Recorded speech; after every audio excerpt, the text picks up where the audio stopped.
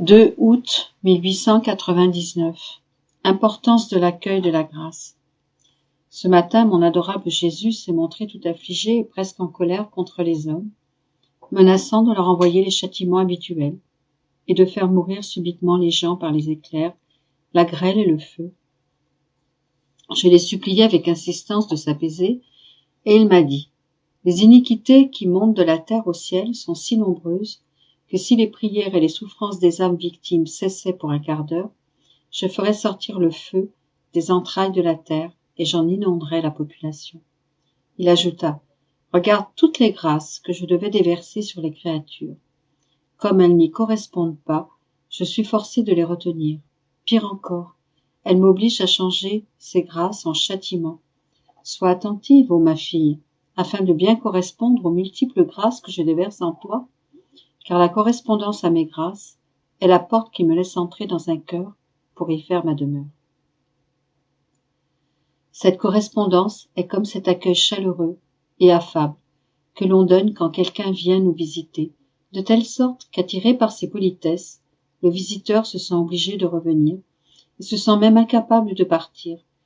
Tout est dans l'accueil à mon égard, et suivant la façon dont les âmes m'accueillent et me traitent sur la terre, je les accueillerai et les traiterai au ciel. En leur ouvrant toutes grandes les portes du ciel, j'inviterai toute la cour céleste à venir les accueillir, et je les ferai asseoir sur les trônes les plus sublimes. Pour les âmes qui n'auront pas correspondu à mes grâces, ce sera le contraire.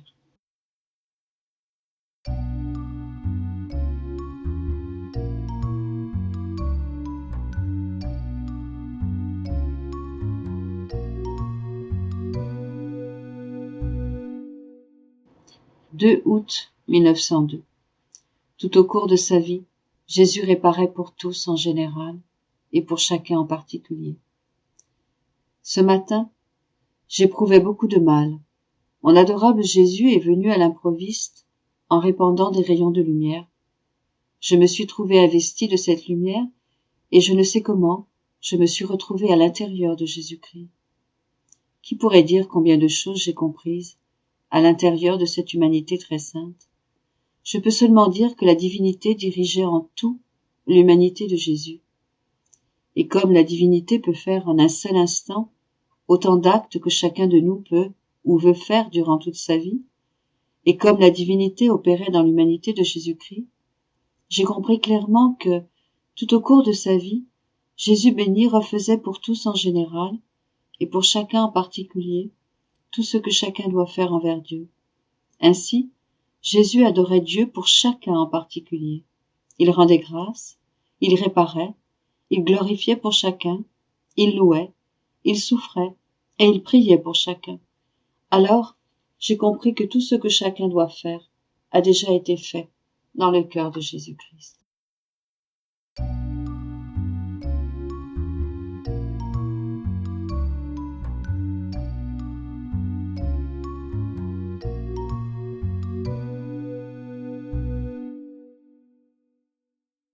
« 2 août 1909. L'âme est pour Jésus un jouet fait d'or et de diamants. Je réfléchissais sur ce que j'avais écrit le 27 du mois précédent et me disais : moi qui croyais être quelque chose entre les mains du Seigneur, voilà que je ne suis qu'un jouet. Les jouets sont faits de glaise, de terre, de papier, d'une bande élastique ou autre, et il suffit qu'on les échappe ou qu'il leur arrive la moindre secousse pour qu'ils soient brisés et que n'étant plus utiles pour le jeu, ils soient jetés. Oh, mon bien, comme je me sens accablée à la pensée qu'un jour ou l'autre, tu pourrais me jeter. Le bon Jésus se fit alors voir en me disant : ma fille, ne t'accable pas. Quand les jouets sont faits de matière sans valeur et qu'ils se brisent, on les jette. Mais s'ils sont en or, en diamant ou en quelque autre matière précieuse, on les fait réparer et ils servent toujours à amuser celui qui a le bonheur de les posséder. Voilà ce que tu es pour moi, un jouet en diamant et en or, extrêmement pur, parce que tu as mon image en toi et que j'ai payé le prix de mon sang pour t'acheter. De plus, tu es orné de souffrances semblables aux miennes. Par conséquent, tu n'es pas un objet sans valeur que je pourrais jeter. Tu m'as coûté très cher. Tu peux être tranquille, Il n'y a aucun danger que je te jette.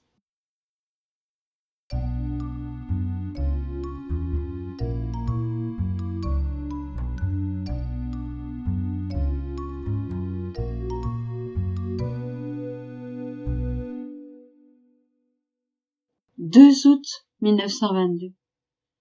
La ressemblance avec Jésus dans sa plus grande affliction, l'aliénation de sa divinité. J'étais dans mon état habituel et me sentais si confuse et séparée de mon doux Jésus que, lorsqu'il vint, je lui dis : « Mon amour, comme les choses ont changé pour moi. Auparavant, je me sentais si fusionnée avec toi que je ne pouvais discerner aucune séparation entre toi et moi. Même dans mes afflictions, tu étais avec moi. Maintenant, tout est à l'opposé. Quand je souffre, je me sens séparée de toi. Et quand je te vois devant moi, ou en moi, tu as l'apparence d'un juge qui condamne à souffrir, à mourir, et tu ne participes plus aux afflictions que toi-même tu me donnes. Au lieu de cela, tu dis : élève-toi toujours plus haut. Et pourtant, je continue de descendre. Jésus m'interrompit et me dit : ma fille, comme tu te trompes. Cela arrive parce que tu l'as accepté, et j'ai gravé sur toi les morts et les afflictions que j'ai subies pour chaque créature. Mon humanité s'est trouvée dans des circonstances analogues. Elle était inséparable de ma divinité. Mais celle-ci ne pouvait être atteinte par la souffrance. Elle était incapable d'expérimenter même l'ombre d'une souffrance. Mon humanité s'est trouvée seule dans ses souffrances. Ma divinité n'était que spectatrice des peines et des morts que je traversais. De plus, ma divinité était un juge inexorable, demandant rétribution pour les fautes des créatures. Oh, comme mon humanité tremblait. Quand je me suis vue chargée de la culpabilité de tous, avec les afflictions et les morts que chaque créature méritait, j'étais broyée devant la majesté suprême. C'était la plus grande affliction de ma vie. Tout en étant unie d'une manière indissociable à la divinité, j'étais dans mes afflictions seule et comme coupée de la divinité. Si je t'ai appelé à me ressembler, pourquoi t'étonnes-tu de me sentir en toi sous cet angle ? Tu me vois aussi comme spectateur des afflictions que moi-même je t'impose, et tu te sens séparé de moi. Ton affliction n'est rien d'autre que l'écho de ma propre affliction. De même que mon humanité n'a de fait jamais été séparée de ma divinité, ainsi tu n'es jamais séparé de moi. Tu te sens seulement comme s'il y avait séparation. Mais c'est dans ces moments, plus que dans tout autre, que je forme une seule entité avec toi. Ainsi donc, prends courage, sois fidèle et ne crains pas.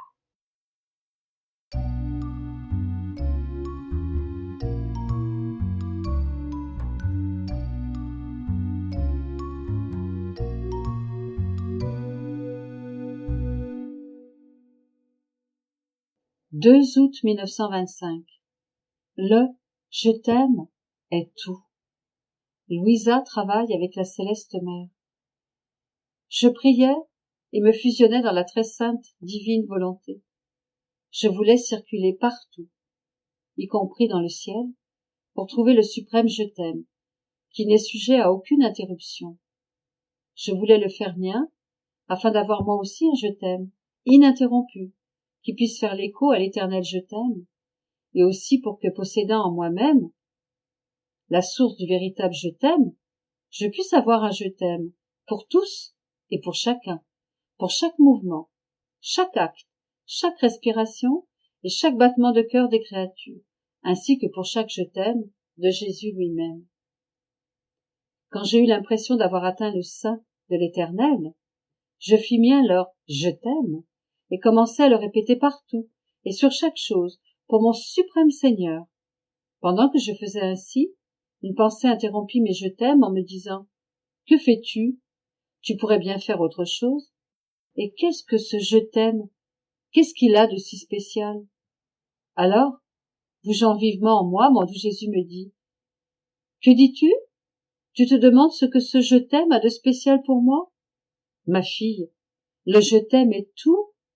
Le je t'aime est amour, vénération, estime, héroïsme, sacrifice et confiance envers celui à qui il est destiné. Il est sa possession. Le je t'aime est une courte phrase, mais qui pèse autant que l'éternité. Le je t'aime embrasse tout et tous, il se diffuse partout, se contracte, s'élève dans les hauteurs, descend dans les profondeurs, s'imprime partout, ne s'arrête jamais. Comment peux-tu dire que peut bien avoir de spécial ce je t'aime? Son origine est éternelle. Dans le je t'aime, le Père Céleste m'a engendré, et dans le je t'aime, le Saint-Esprit a opéré. Dans le je t'aime, l'Éternel Fiat a réalisé la création, et dans le je t'aime, j'ai pardonné à l'homme pécheur, et je l'ai racheté. Dans le je t'aime, l'âme trouve tout en Dieu, et Dieu trouve tout en l'âme. Le je t'aime a une valeur infinie. Il est plein de vie et d'énergie. Il ne se fatigue jamais. Il surpasse tout et triomphe de tout. Par conséquent, ce je t'aime adressé à moi, je veux le voir sur tes lèvres, dans ton cœur, dans l'envol de tes pensées, dans les gouttes de ton sang, dans tes peines et tes joies, dans la nourriture que tu manges. En tout, la vie de mon je t'aime sera très très longue en toi. Et mon fiat, qui règne dans ta volonté, met sur ton je t'aime le sceau du divin je t'aime. Peu après, un soleil situé à un point extrêmement élevé apparut dans mon esprit. Sa lumière était inaccessible.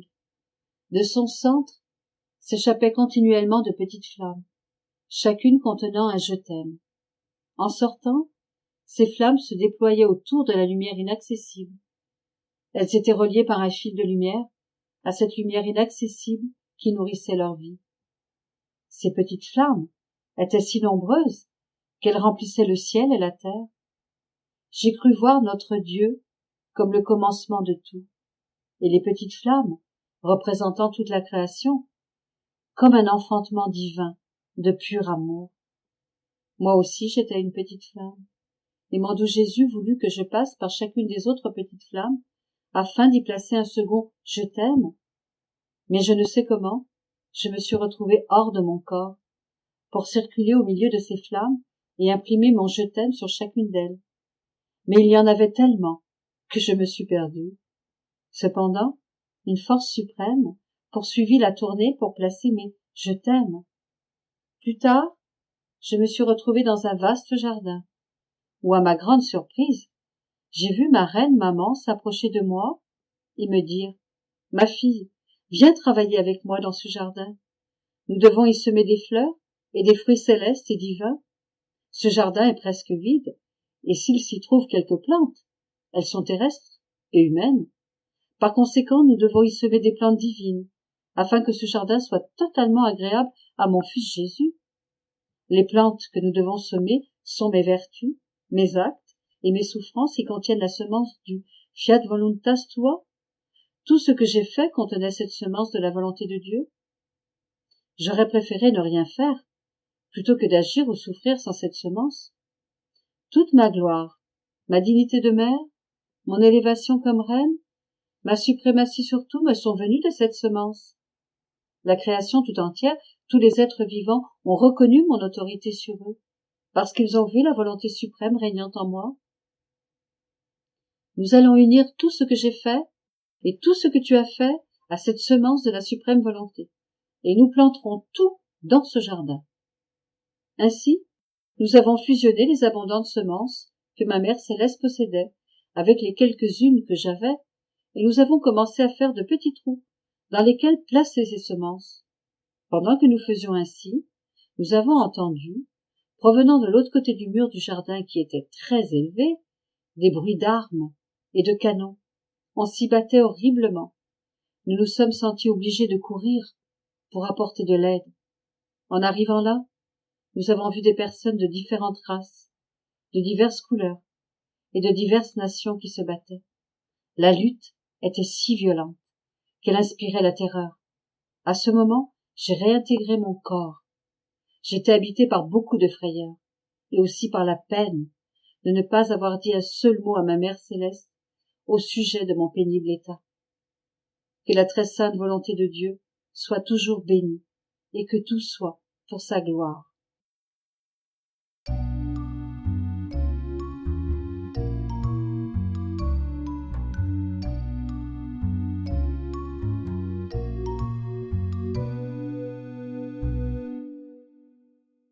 « 2 août 1928.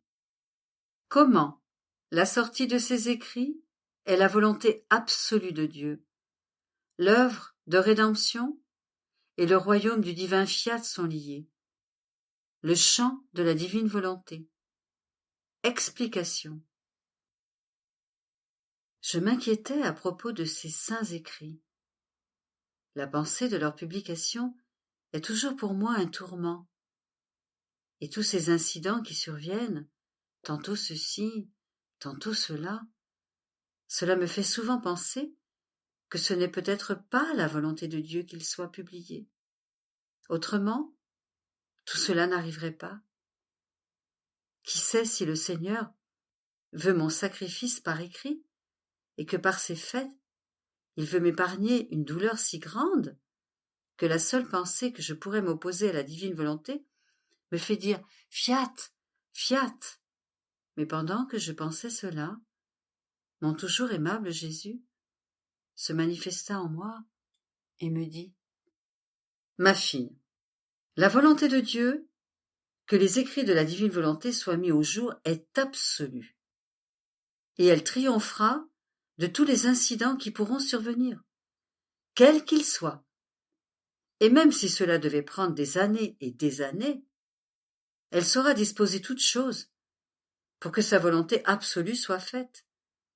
Le temps où les écrits seront mis au jour dépend du moment où les créatures elles-mêmes se disposeront à recevoir un si grand bien, et de ceux qui doivent se charger d'être ces crieurs et de faire le sacrifice afin d'amener la nouvelle ère de paix, le nouveau soleil, qui dispersera tous les mauvais nuages.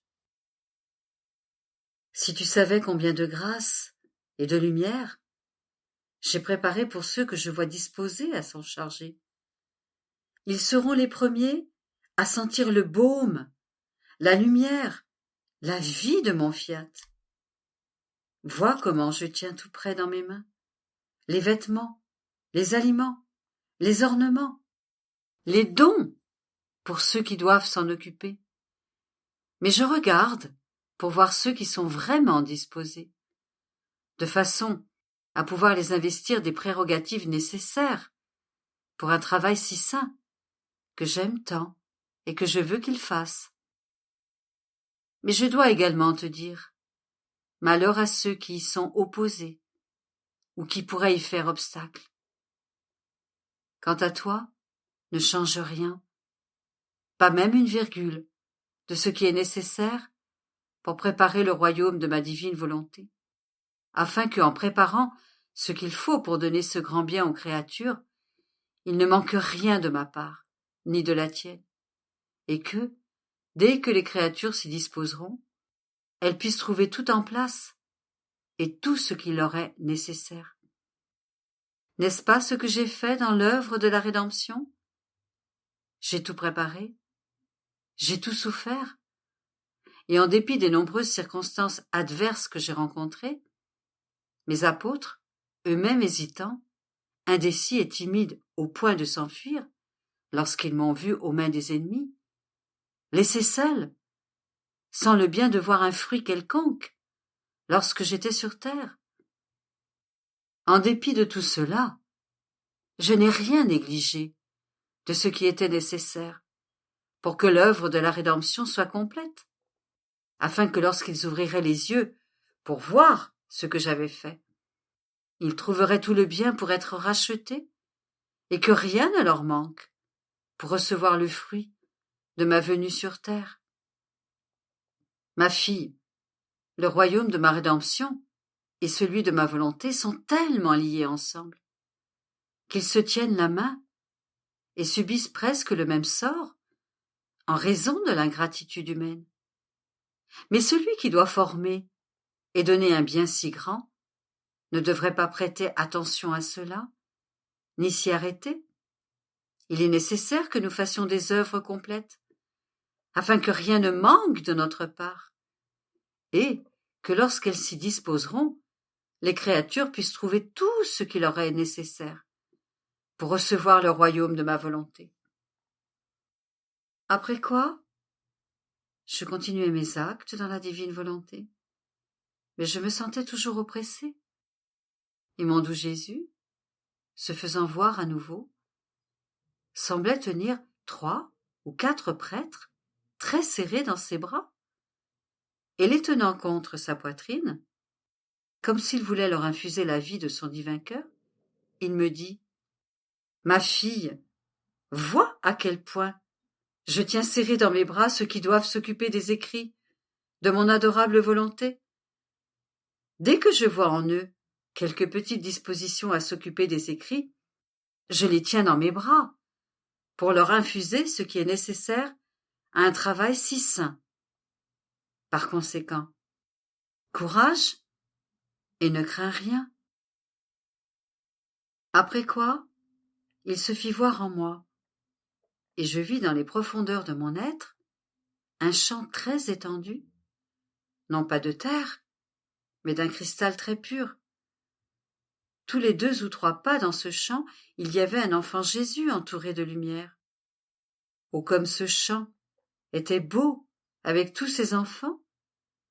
Chacun avait son propre soleil, radieux et merveilleux, tout à lui. J'étais surprise de voir tant de Jésus dans les profondeurs de mon âme. Chacun d'eux jouissait de son propre soleil. Et mon doux Jésus, voyant ma surprise, me dit: « Ma fille, ne sois pas surprise. Ce champ que tu vois est ma divine volonté, et les nombreux Jésus que tu vois sont mes vérités concernant mon fiat. En chacune d'elles se trouve une de mes vies qui, formant un soleil radieux, s'entoure de lumière, afin de répandre ses rayons infinis pour faire connaître que je suis la source jaillissante de mes vérités. Vois combien de vies je manifeste.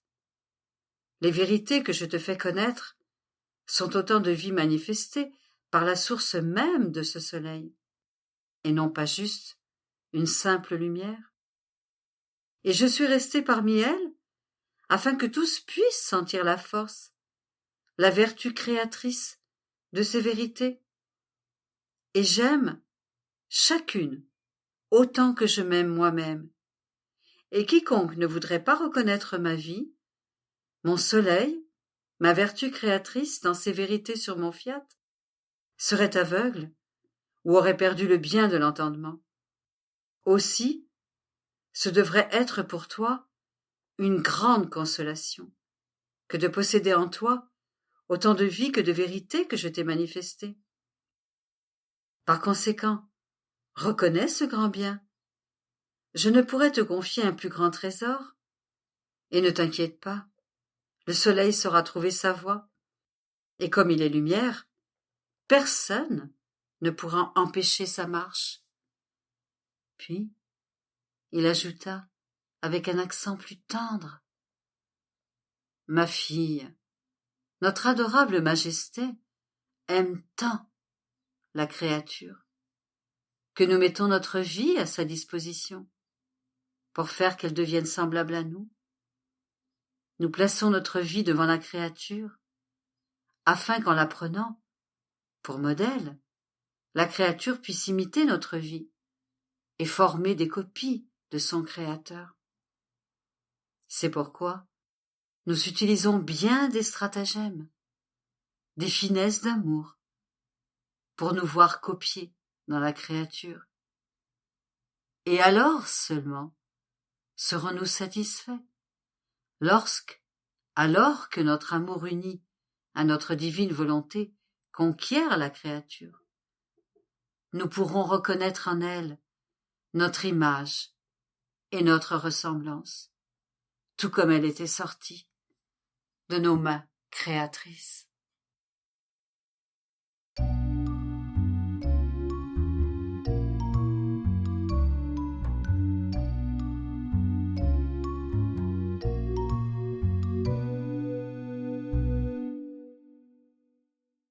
2 août 1930. Toutes les choses créées sont voilées. C'est au ciel seulement que tout est dévoilé.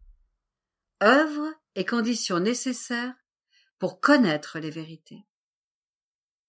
Je pensais aux nombreuses vérités que mon bienheureux Jésus m'avait dites sur la divine volonté et que j'avais mises sur le papier, uniquement par obéissance. Je pensais à ces gens qui, en les lisant, non seulement ne sont pas saisis par ces vérités, mais semblent les considérer comme des vérités auxquelles il ne faut pas attacher d'importance.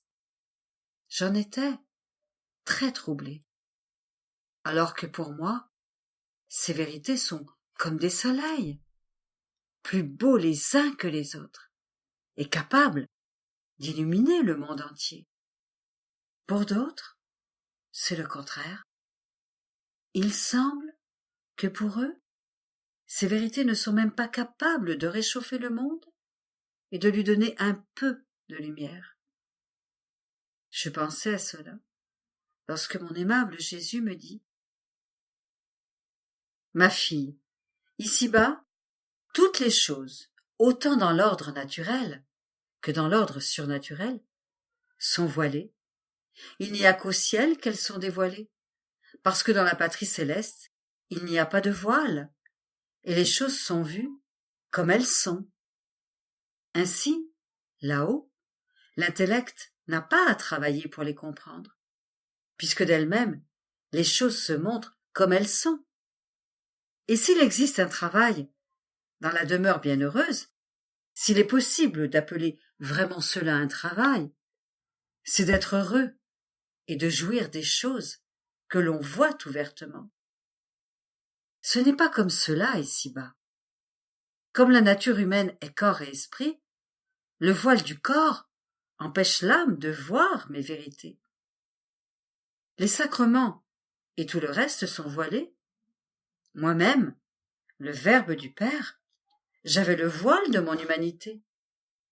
Toutes mes paroles et mon évangile étaient sous la forme d'exemples et d'images, et tous ceux qui venaient vers moi, pour m'entendre avec foi dans le cœur, avec humilité, et le désir de connaître les vérités que je leur manifestais, afin de les mettre en pratique, me comprenaient. Ils déchiraient ainsi le voile qui cachait mes vérités, et trouvaient le bien de mon action avec foi et humilité. Et vouloir connaître mes vérités était pour eux un travail qu'ils accomplissaient. Et avec ce travail, ils déchiraient le voile et trouvaient mes vérités telles qu'elles sont en elles-mêmes. Par conséquent, ils restaient attachés à moi et au bien que mes vérités contenaient. D'autres ne faisaient pas ce travail. Ils touchaient le voile de mes vérités et non le fruit qui était en elles. Ils en étaient donc privés et ne comprenaient rien. Alors, me tournant le dos, ils m'ont quitté. Telles sont les vérités qu'avec tant d'amour j'ai manifestées sur ma divine volonté. Pour faire que mes vérités brillent comme des soleils dévoilés, ce qu'elles sont, les créatures doivent faire leur part, parcourir le chemin pour les toucher, qui est la foi. Elles doivent désirer mes vérités, vouloir les connaître, prier et humilier leur intelligence afin d'ouvrir leur intellect pour que le bien de la vie de mes vérités entre en elles. En faisant cela, elles déchireront le voile et trouveront les vérités plus brillantes que le soleil. Sinon, elles resteront aveugles et je répéterai les paroles de l'Évangile. Vous avez des yeux et vous ne voyez pas, des oreilles et vous n'entendez pas, une langue et vous êtes muets. Même dans l'ordre naturel, toutes les choses sont voilées. Les fruits ont le voile de la pelure. Qui aime le bien de manger le fruit?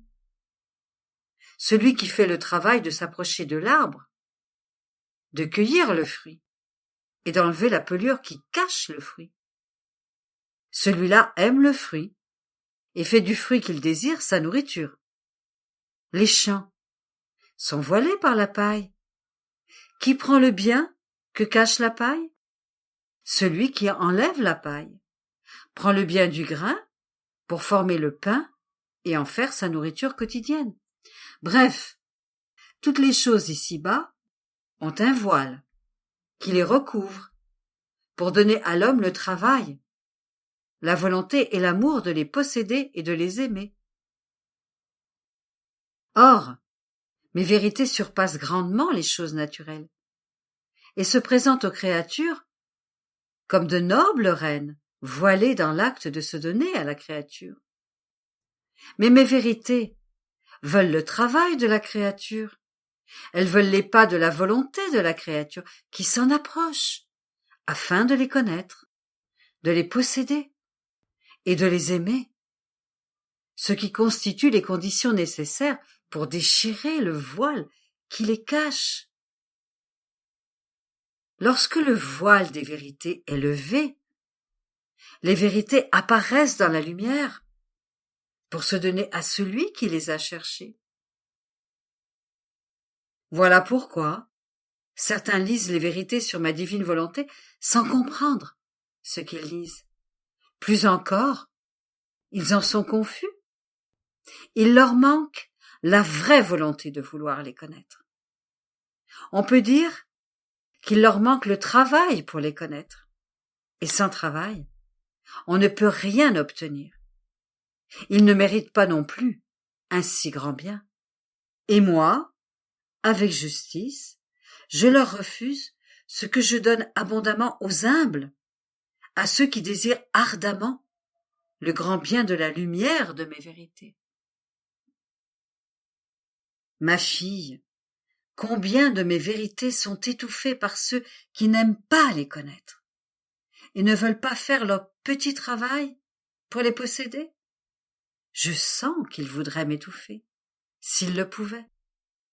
Et dans ma douleur, je suis obligée de répéter ce qui est dit dans l'Évangile. Et je le ferai par des actes. Je prendrai de ceux qui n'ont rien ou seulement un peu de mes biens et je les laisserai dans leur misère noire. Parce que ces âmes, ne voulant pas mes vérités et ne les aimant pas, les gardent sans les apprécier et s'enfuient. Et je donnerai plus abondamment à celles qui ont, car elles conserveront mes vérités comme de précieux trésors et les feront fructifier toujours plus. «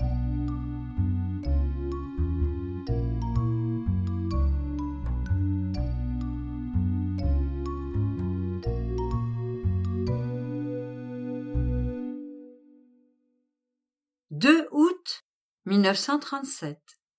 Comment la création possède le bonheur parfait, capable de donner le bonheur terrestre aux créatures.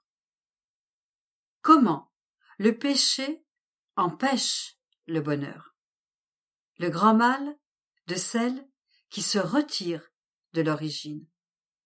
Exemple. Je faisais ma ronde dans la création pour suivre les actes de la divine volonté. Et, oh, combien de surprises! Chacun des actes avait de quoi faire le bonheur de tous.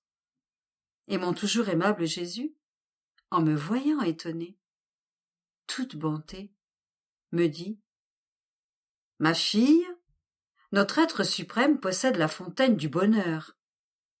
C'est pourquoi il ne peut sortir de nous que des choses ou des êtres heureux.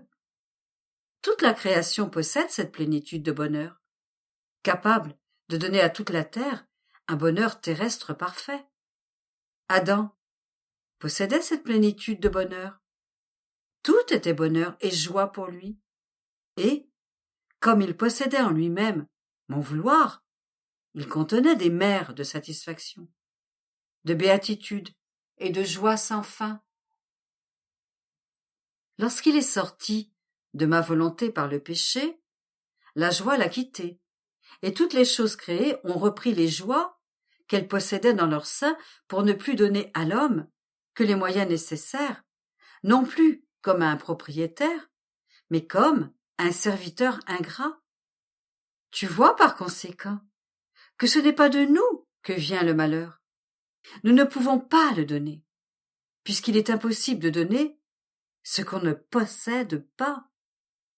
C'est le péché qui a jeté en l'homme la semence du malheur, de la tristesse et de tous les maux qui l'encerclent au-dedans comme à l'extérieur de lui-même. C'est pourquoi, lorsque la céleste dame et ma très sainte humanité sont venues sur la terre, toute la création était en fête et souriait. Elle a recommencé à nous inonder de joie et de bonheur. Le soleil nous donnait les joies de sa lumière. Il réjouissait notre vue par la variété de ses couleurs. Il nous donnait la joie de ses baisers d'amour, qu'il possédait et s'étendait avec révérence sous nos pieds pour nous adorer. Le vent nous recouvrait des joies de sa fraîcheur, éloignait de nous l'air putride de tant de péchés. Les oiseaux nous entouraient pour nous donner les joies de leur trille et de leur chant. Leur musique était si belle que j'étais obligée de leur commander de s'éloigner de nous et de prendre leur envol pour exalter leur Créateur. La terre fleurissait sous mes pas pour me donner la joie de ses floraisons. Je leur commandais de ne pas me faire autant de démonstrations, et les fleurs m'obéissaient. L'air m'apportait les joies de notre souffle omnipotent. Lorsque l'homme respirait, nous lui donnions une vie débordante de joie et de bonheur divin. Et je sentais venir, en respirant, les joies et les bonheurs que nous connaissions dans la création de l'homme. Il n'y avait pas une seule chose créée qui ne voulût manifester les joies qu'elle possédait, non seulement pour me féliciter, mais pour me rendre les hommages et les honneurs comme à son Créateur. Et je les offrais à mon Père céleste, afin de lui donner la gloire, l'honneur, l'hommage et l'amour pour tant d'œuvres merveilleuses et magnifiques, accomplies par nous, dans la création par amour pour l'homme. Ma fille, ces joies existent toujours dans les choses créées. La création a été faite par nous avec splendeur et somptuosité, et avec la plénitude du bonheur. Rien n'a été perdu, parce que nous attendons nos enfants, les enfants de notre volonté, qui pourront connaître les joies et le bonheur terrestre que possède toute la création. Et je peux dire que c'est par amour pour eux qu'elles existent encore. Et si les créatures ne connaissent plus la plénitude du bonheur, il leur reste au moins les choses nécessaires pour être capables de vivre. Le fait que la création existe encore après tant d'ingratitude humaine, de péchés horribles, montre la certitude du royaume de ma volonté sur la terre. Et en le possédant, la créature deviendra capable de recevoir les joies de la création, de nous donner la gloire, l'amour et l'échange de tout ce que nous avons fait pour elle, en faisant tout le bien imaginable que peut faire la créature.